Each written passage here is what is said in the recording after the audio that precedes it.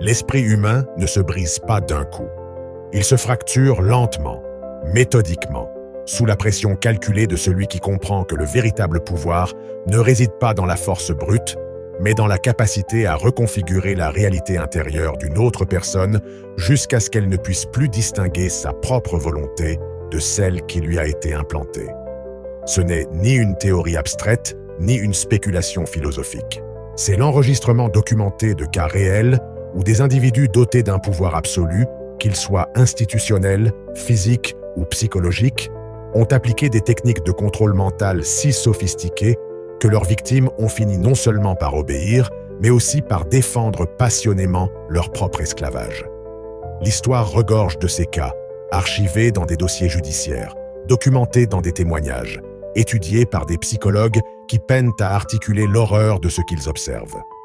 Et le modèle qui émerge de tous ces cas, séparés par des décennies et des continents, est si cohérent qu'il révèle quelque chose d'effrayant sur l'architecture de la psyché humaine. Nous sommes infiniment plus vulnérables au contrôle externe que ce que nous aimons l'admettre. Le cas de Joseph Fritzl demeure l'un des exemples les plus extrêmes et documentés de contrôle psychologique soutenu dans l'histoire moderne. Pendant 24 ans, cet homme a maintenu sa propre fille prisonnière dans un sous-sol spécialement conçu sous sa maison en Autriche. Mais les détails physiques de la captivité, aussi horribles soient-ils, sont secondaires par rapport à la véritable expérience psychologique qu'il menait. Fritzl n'a pas simplement enfermé sa fille. Il l'a reconstruite psychologiquement à partir de zéro. Il a commencé le processus lorsqu'elle avait 18 ans, à un moment crucial où l'identité adulte se consolidait à peine. Il l'a attirée dans le sous-sol avec un prétexte, la droguer. Et quand elle s'est réveillée, sa réalité précédente avait pris fin. Le monde extérieur continuait d'exister.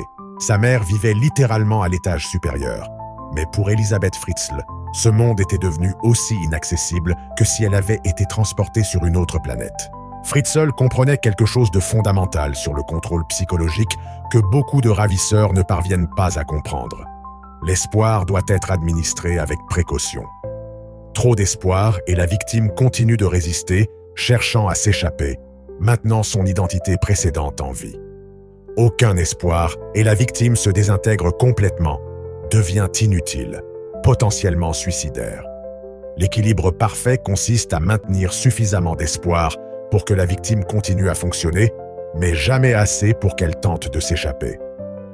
Fritzl a atteint cet équilibre grâce à un système de récompense et de punition si calibré qu'il fonctionnait comme un algorithme comportemental. Lorsqu'Elisabeth se comportait comme il le souhaitait, les conditions dans le sous-sol s'amélioraient marginalement. Plus de nourriture, un peu de divertissement, la possibilité de voir ses enfants nés dans cette prison. Lorsqu'elle ne coopérait pas, la punition était la menace que ses enfants souffriraient. Il n'avait pas besoin de la frapper constamment. Elle devait créer un système où elle deviendrait elle-même la gardienne de sa propre obéissance. Les enfants nés dans ce sous-sol ajoutaient une couche supplémentaire de contrôle que Fritzl exploitait avec une précision chirurgicale. Elisabeth ne pouvait pas s'échapper sans eux, et s'échapper avec eux semblait impossible. Mais au-delà de la logistique physique, ces enfants sont devenus des ancrages psychologiques. Leur besoin de les protéger lui donnait un but, une raison de continuer à fonctionner dans des conditions qui l'auraient autrement complètement détruite. Fritzl lui permettait d'être mère, parce qu'il savait que cela la maintiendrait stable, fonctionnelle, docile. Et cela a fonctionné pendant plus de 2 décennies. Lorsque finalement l'affaire a été découverte, ce n'était pas parce qu'Elisabeth a réussi à s'échapper par un acte héroïque de résistance. C'est parce que l'un des enfants est tombé gravement malade, et Fritzl a commis l'erreur de l'emmener à l'hôpital où les médecins ont commencé à poser des questions. Le système n'a pas échoué par faiblesse interne. Il a échoué à cause d'une erreur de calcul du perpétrateur. Ce schéma de contrôle par une gestion soigneuse de l'espoir et du désespoir apparaît à plusieurs reprises dans des cas de séquestration prolongée. Ariel Castro à Cleveland, Ohio, a maintenu 3 femmes en captivité pendant environ 1 décennie en utilisant des techniques presque identiques. Il les enchaînait physiquement, oui, mais les chaînes physiques étaient redondantes. Les véritables chaînes étaient psychologiques. Il les isolait les unes des autres pour prévenir toute solidarité. Il les récompensait avec de petits privilèges pour leur obéissance. Il les punissait sauvagement pour des transgressions imaginaires afin de les maintenir en état de vigilance constante. Et, de manière cruciale, il alternait entre violence extrême et périodes de calme relatif de façon totalement imprévisible. Cette imprévisibilité n'était pas une cruauté aléatoire, c'était une ingénierie comportementale. Le cerveau humain cherche désespérément des schémas qui lui permettent d'anticiper et de se préparer. Lorsque aucun motif n'est trouvé, lorsque la violence peut éclater à tout moment sans corrélation avec le comportement de la victime, le système nerveux entre en collapse perpétuel. Mais ces cas de captivité physique, aussi extrêmes soient-ils, ne sont que la manifestation la plus évidente des dynamiques de contrôle psychologique qui opèrent dans des contextes beaucoup plus vastes et apparemment normaux. Le cas de Colonia Dignidad au Chili révèle comment ces techniques peuvent être appliquées non pas à une seule personne, mais à une communauté entière. Paul Schaeffer, un ancien nazi qui a établi cette colonie en 1961, a créé ce qui était essentiellement un camp de concentration psychologique déguisé en communauté religieuse. Pendant plus de 4 décennies, il a maintenu un contrôle absolu sur des centaines de personnes, non pas par des gardes armés dans des tours de surveillance, bien qu'il en ait eu, mais par la construction d'une réalité alternative si complète que les résidents ont perdu la capacité de concevoir l'existence en dehors d'elle. Schaeffer appliquait des principes de contrôle mental qui sont étonnamment cohérents avec ceux que nous documentons dans des cas individuels, simplement à une échelle plus grande. Il séparait les familles, en particulier les parents de leurs enfants, détruisant ainsi les liens primaires qui pourraient rivaliser avec son autorité.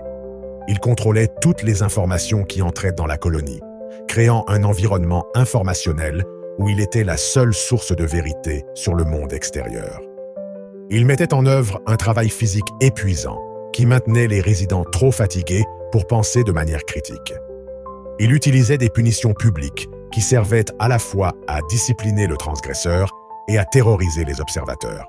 Et peut-être de manière plus insidieuse, il utilisait le langage religieux pour recodifier moralement tout le système d'oppression. L'obéissance à Schaeffer n'était pas une soumission à un dictateur, c'était une obéissance à Dieu. La résistance n'était pas une légitime autodéfense, c'était un péché mortel. Questionner n'était pas une pensée critique, c'était la voix du démon. Cette recodification morale est l'un des instruments les plus puissants du contrôle psychologique car elle attaque la capacité même de la victime à nommer sa propre expérience.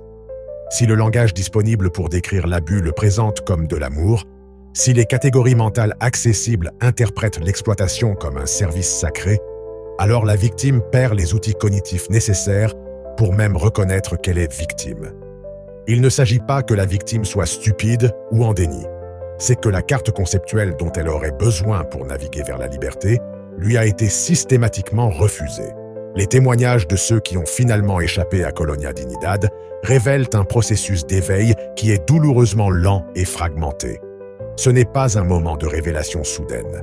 C'est une série de petites fissures dans la réalité construite, chacune générant plus d'anxiété que de clarté.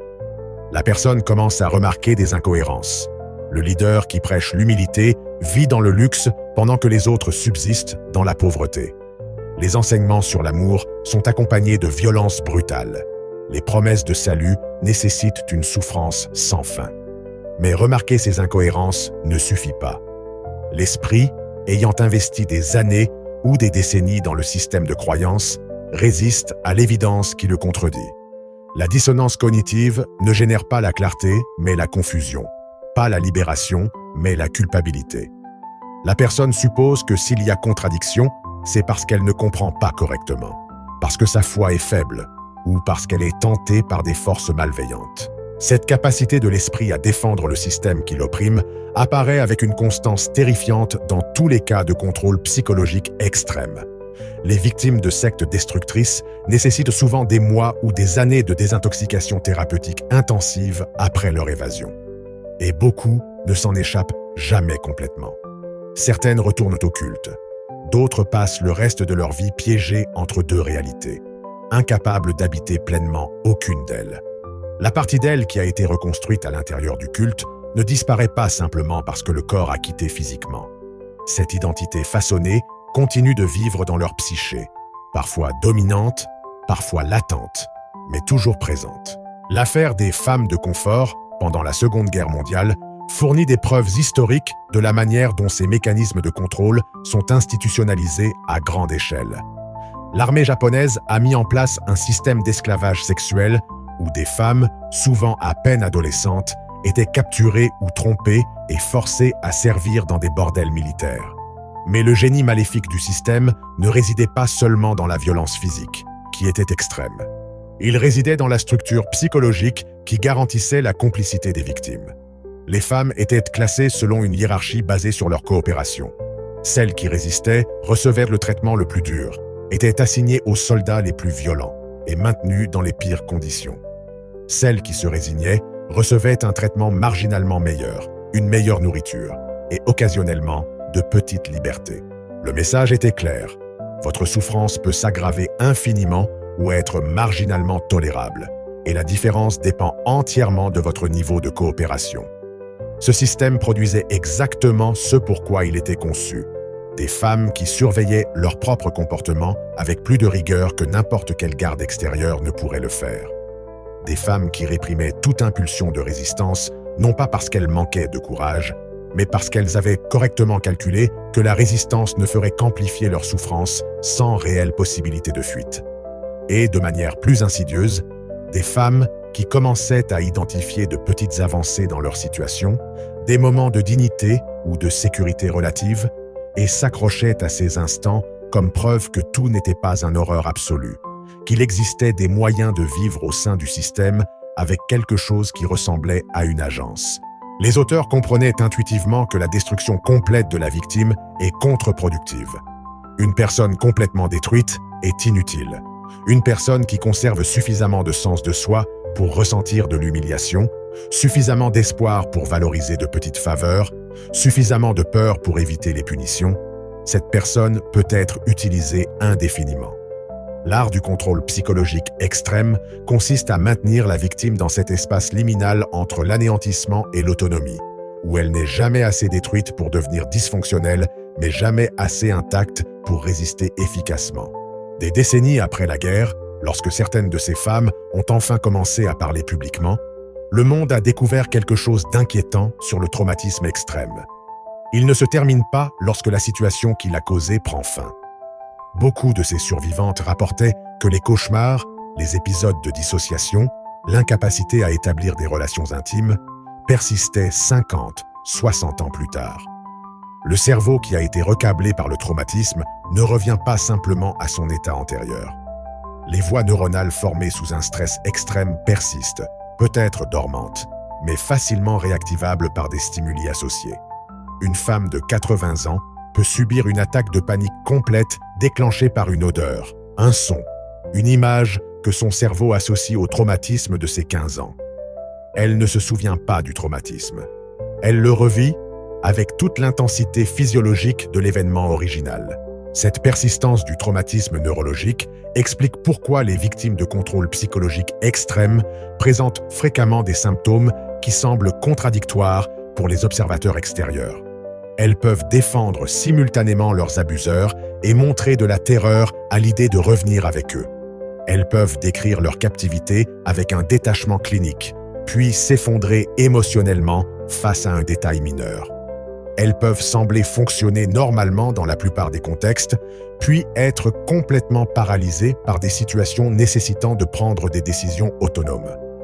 Ce ne sont pas des incohérences de caractère. Ce sont les manifestations d'un cerveau qui a été entraîné, au niveau neurologique, à opérer dans un environnement de contrôle total et qui doit maintenant naviguer dans un monde qui exige de l'autonomie, pour laquelle il n'est plus équipé. Les expériences psychologiques du XXe siècle fournissent un contexte scientifique pour comprendre ces phénomènes. L'expérience de la prison de Stanford, bien que éthiquement contestable et méthodologiquement imparfaite, a révélé à quelle vitesse des personnes normales adoptent des rôles de gardiens et de prisonniers lorsqu'elles sont placées dans une structure de pouvoir autoritaire. En moins d'une semaine, des étudiants universitaires sans antécédents de violence appliquaient une cruauté psychologique systématique à d'autres étudiants. Les gardiens n'avaient pas besoin d'entraînement en technique de contrôle. Ils les découvraient intuitivement. Humiliation publique, punitions arbitraires, récompenses imprévisibles, destruction de la vie privée, forçage à la dépendance. Et les prisonniers n'avaient pas besoin d'années de conditionnement pour commencer à présenter des symptômes de traumatisme. Certains développaient des ulcères, d'autres connaissaient des crises émotionnelles nécessitant la fin prématurée de leur participation. L'expérience a dû être arrêtée après seulement 6 jours parce que la situation était devenue trop dangereuse, trop réelle. Mais ces 6 jours ont suffi à démontrer quelque chose de fondamental. Les structures de pouvoir autoritaire n'ont pas besoin de personnes intrinsèquement malveillantes pour fonctionner. Elles nécessitent simplement que les rôles soient établis, que la responsabilité soit éliminée, que la déshumanisation devienne une norme. Une fois ces éléments en place, des personnes ordinaires commettront des actes de cruauté psychologique avec la même facilité qu'elles exécuteraient toute autre tâche assignée. L'expérience de Milgram sur l'obéissance à l'autorité confirme cette conclusion sous un autre angle. Lorsqu'un scientifique en blouse blanche demandait à des participants d'administrer des décharges électriques apparemment mortelles à une autre personne, la majorité obéissait.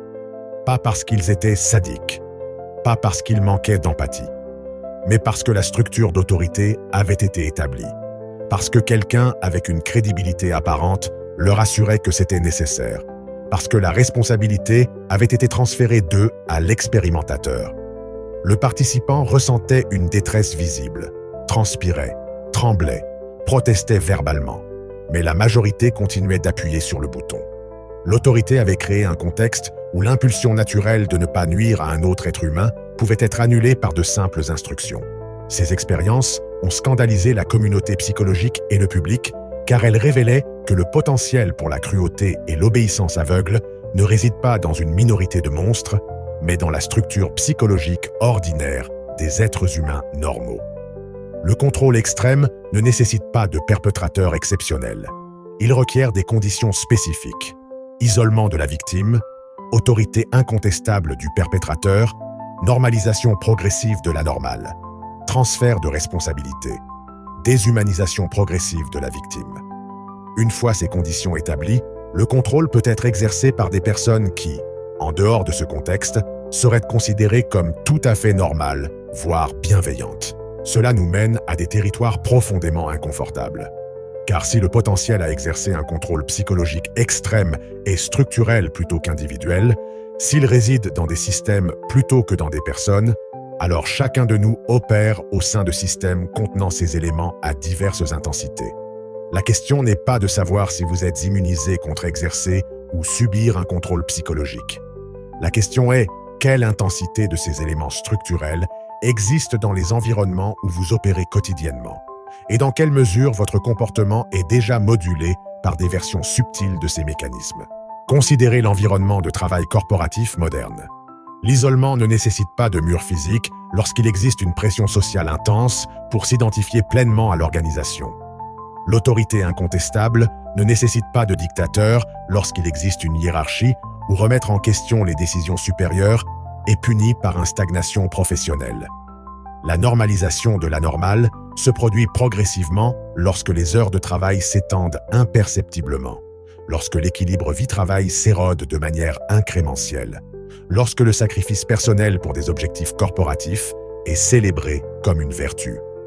Le transfert de responsabilité est complet lorsque chacun exécute sa petite partie sans jamais confronter l'impact total du système. La déshumanisation est subtile lorsque les personnes deviennent des ressources, du capital humain, des chiffres dans des feuilles de calcul de productivité. Les victimes d'environnements de travail toxiques présentent des symptômes étonnamment similaires à ceux des victimes de contrôle psychologique extrême, mais à des intensités moindres. Anxiété chronique, difficulté à prendre des décisions en dehors du travail, identification excessive avec l'employeur, défense du système même lorsqu'il leur nuit clairement, compétition féroce avec des collègues pour une reconnaissance marginale, érosion de l'identité en dehors du rôle professionnel. Ce n'est pas une équivalence morale. Un emploi exploiteur n'est pas équivalent à un esclavage littéral. Mais les mécanismes psychologiques sont structurellement analogues, opérant sur un spectre d'intensité où la différence est une question de degré plutôt que de type. Les relations abusives de couple révèlent le même schéma avec une clarté particulière car elles se produisent dans des contextes supposés d'intimité et d'amour. L'abuseur ne commence pas par une violence extrême. Il commence par de petites érosions de l'autonomie qui se présentent comme des soins. Il t'isole progressivement de tes amis et de ta famille sous prétexte qu'il est le seul à vraiment te comprendre, que les autres t'éloigneraient de lui. Il établit son autorité par une alternance calculée entre une critique dévastatrice qui détruit ton estime de toi et des affirmations d'amour qui te font sentir que tu n'as de valeur qu'avec lui. Il normalise la normale en une escalade graduelle où chaque nouveau niveau de contrôle se construit sur le précédent, faisant que chaque étape individuelle semble petite, même si le déplacement total est énorme. Il transfère la responsabilité en te convainquant que son comportement est une réponse à tes défauts, que si tu te comportais correctement, il n'aurait pas besoin de te contrôler ainsi. Il vous déshumanise subtilement en vous traitant comme un objet dont la fonction est de satisfaire ses besoins. Et la victime, piégée dans ce système, manifeste exactement les comportements que nous avons documentés dans des cas de contrôle extrême. Elle défend l'agresseur devant les autres. Elle rationalise l'abus comme quelque chose qu'elle mérite ou qui est provoqué d'une manière ou d'une autre. Elle ressent une panique à l'idée de le quitter, non seulement par peur de représailles, mais aussi parce que son identité s'est tellement fusionnée avec la relation qu'elle ne peut pas concevoir qui elle serait sans elle. Elle connaît des moments de clarté où elle reconnaît l'abus, suivis de périodes de déni où elle se convainc qu'elle exagère, que tous les mariages ont des problèmes, qu'elle aussi a des défauts. Et quand elle s'enfuit enfin, si elle s'enfuit, elle découvre que la libération physique n'est que la première étape d'un processus de récupération qui peut durer des années ou toute une vie. Les enfants élevés dans des familles abusives héritent de versions de ces schémas de contrôle qui opèrent au niveau générationnel. Ils apprennent que l'amour est conditionnel, que la sécurité est négociable, que leur valeur dépend de la satisfaction d'attentes externes imprévisibles. Ces enfants grandissent avec des cerveaux littéralement câblés par le stress chronique de l'enfance. Leur système de réponse au stress est en permanence en alerte. Leur capacité à réguler leurs émotions est compromise. Leur sentiment d'autonomie est sous-développé. Et lorsqu'ils deviennent adultes, ils reproduisent de souvent les mêmes schémas, que ce soit en devenant des abuseurs ou en choisissant des partenaires abusifs, non pas parce qu'ils sont défectueux, mais parce que leur cerveau reconnaît comme familier et donc sûr ce qui est objectivement dangereux. Ce cycle intergénérationnel de traumatisme et de contrôle est peut-être l'aspect le plus insidieux du phénomène. Le contrôle psychologique extrême n'a pas besoin d'être réinventé à chaque génération. Il se transmet, se hérite, se perpétue à travers des schémas de parentalité, des structures familiales, des normes sociales qui ont été initialement établies par une violence explicite, mais qui sont maintenant maintenues par une pression sociale intériorisée. La personne qui n'a jamais été abusée physiquement, mais qui a grandi en observant l'abus d'un parent envers un autre, qui a internalisé les leçons sur le pouvoir et la soumission, sur qui a droit à l'autonomie et qui n'en a pas, cette personne porte les marques du contrôle psychologique sans en avoir été directement l'objet.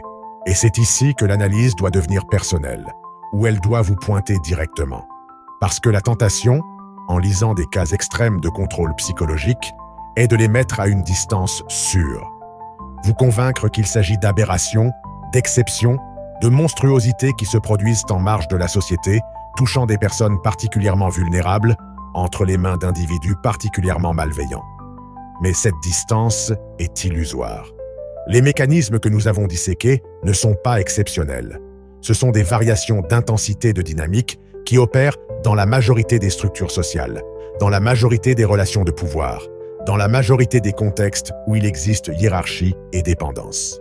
La seule question pertinente est de savoir dans quelle mesure votre comportement quotidien est modulé par des versions subtiles de ces mécanismes. Combien de vos décisions sont motivées par la peur de conséquences que vous n'avez jamais examinées de manière critique? Dans quelle mesure votre identité est construite sur des attentes que vous avez intériorisées sans les remettre en question?